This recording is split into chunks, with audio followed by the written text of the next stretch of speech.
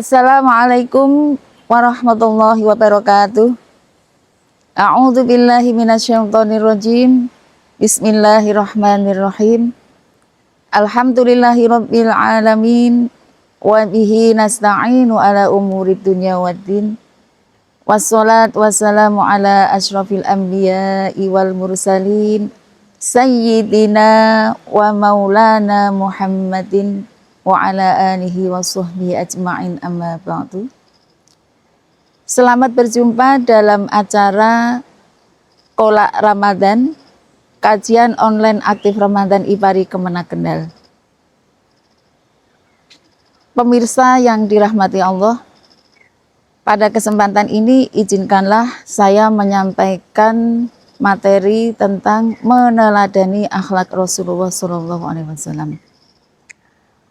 Rasulullah SAW adalah suri tauladan yang baik bagi umat Islam karena akhlak beliau yang begitu mulia. Hal ini disinyalir dalam Al-Quran surat Al-Ahzab ayat 21 yang berbunyi, A'udzu billahi minasyaitonir rajim. Bismillahirrahmanirrahim. Laqad kana lakum fi Rasulillahi uswatun hasanah. Shadaqallahul azim. Dan sungguh telah ada pada diri Rasulullah adalah suri tauladan yang baik bagimu. Banyak sekali akhlak Rasulullah SAW yang mulia. Di antaranya beliau adalah seorang yang sabar dan pemaaf. Pada saat beliau berdakwah untuk umatnya, tentu saja ada pro dan kontra.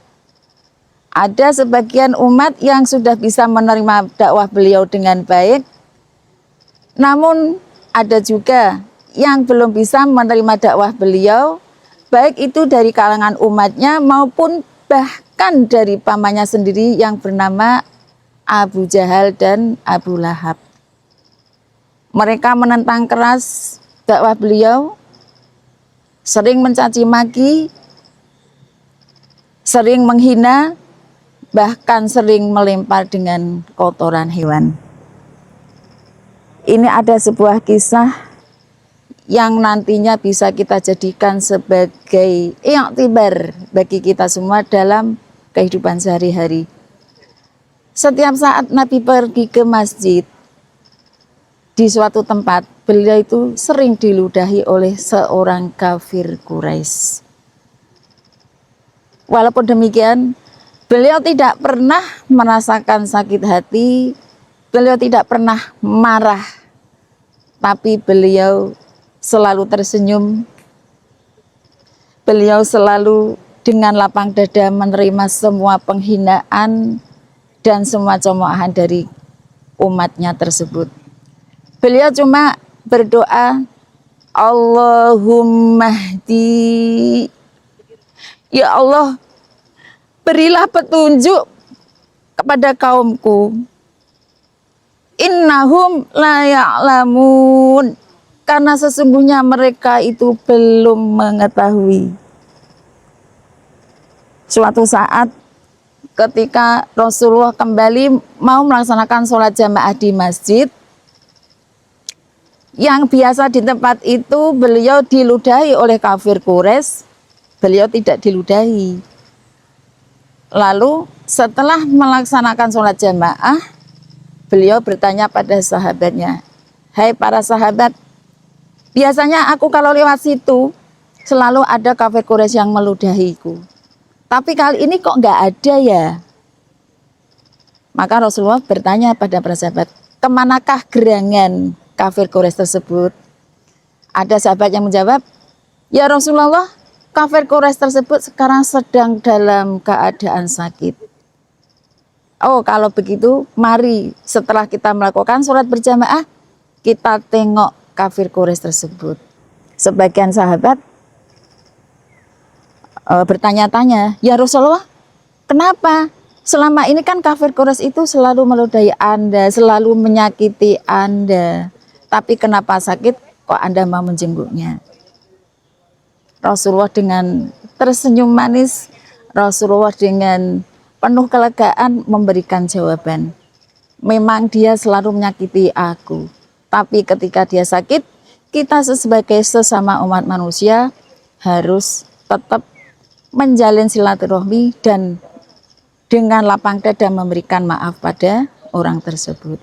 Singkat cerita, Nabi dan umatnya selesai melakukan sholat jamaah langsung ke tempat orang Quraisy yang biasa meludahi. Orang Quraisy tersebut tentu saja merasa takut karena selama ini dia selalu menghina Nabi, bahkan melakukan hal yang tidak terpuji kepada beliau. Ketika Nabi mengucapkan salam, Assalamualaikum, orang Quraisy ini bergetar, tidak bisa menjawab. Akhirnya keluar, beliau membukakan pintu dengan tangan gemetar dan penuh ketakutan. Karena dalam pikirannya, wah ini Muhammad pasti akan membalas dendam pada aku. Tapi apa yang terjadi setelah itu sungguh di luar dugaan. Ketika kafir Quraisy itu dengan menangis dan meminta maaf, Nabi dengan lapang dada, dengan penuh kesabaran, dengan senyumnya yang ramah, beliau bilang, hai kafir Quraisy, saya tidak pernah balas dendam sedikit pun kepada Anda. Saya malah selalu memaafkan Anda sebelum Anda meminta maaf kepadaku. Dengan kejadian tersebut, kafir Quraisy yang tadinya merasa ketakutan, merasa gemetar, alhamdulillah berkat hidayah Allah, terbukalah pintu hatinya. Dia meminta maaf dan akhirnya menyatakan diri masuk Islam, mengucapkan 2 kalimat syahadat. Saya bersaksi Tuhanmu adalah Tuhan yang wajib disembah, dan saya bersaksi kamu adalah utusannya.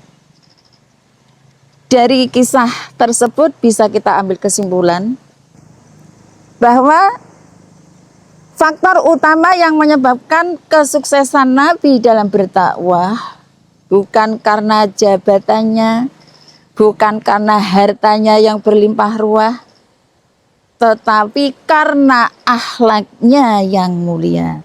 Marilah kita sebagai umat Islam, sebagai umat beliau, kita berusaha semaksimal mungkin untuk bisa meniru akhlak beliau dalam kehidupan sehari-hari. Demikian yang bisa saya sampaikan, kurang lebihnya mohon maaf. Jika ada kebenaran itu datangnya dari Allah semata, dan jika ada kekurangan itulah dari saya pribadi. Akhirul kalam, wal'afu minkum, wassalamualaikum warahmatullahi wabarakatuh.